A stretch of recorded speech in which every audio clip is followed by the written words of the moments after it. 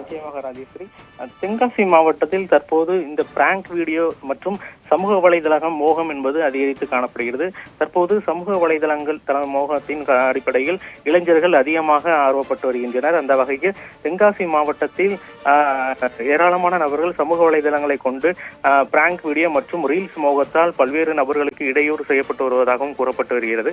அந்த வகையில் தென்காசி அரசு தலைமை மருத்துவமனையில் 2 இளைஞர்கள் பிராங்க் வீடியோவில் ஈடுபட்டுள்ளனர். அதாவது தென்காசி அரசு மருத்துவமனையில் வெளிநோயாளி பிரிவு பகுதியில் சென்று அங்கு ஆபரேஷன் தியேட்டர் பிரிவில் அமர்ந்த திரைப்படம் ஓடுகிறதா மற்றும் திரைப்படங்கள் ஓடுகிறதா என்பது போன்ற பிராங்க் வீடியோவில் ஈடுபட்டுள்ளனர். இந்த பிராங்க் வீடியோவானது அவர்கள் சமூக வலைதளங்களில் பதிவிட்ட காரணத்தினால் பெரும் சர்ச்சையை ஏற்படுத்தியுள்ளது. இதனைத் தொடர்ந்து அப்பகுதியில் காவல்துறையினர் விசாரணை மேற்கொண்டனர்.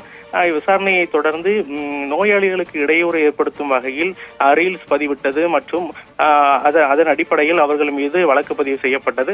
அந்த அடிப்படையில் நோயாளிகளுக்கு இடையூறு செய்யப்பட்டது மற்றும் வீடியோ எடுக்கும் போது மருத்துவ நிர்வாகிகள் கேள்வி எழுப்பியதற்கு அவர்களை அவதூறாக பேசியது என்பது போன்ற வழக்குகள் பதியப்பட்டு செங்கோட்டை பகுதியைச் சேர்ந்த பீர் முகமது மற்றும் ஷேக் முகமது என்ற 2 இளைஞர்களை தற்போது தென்காசி காவல்துறையினர் கைது செய்துள்ளனர்.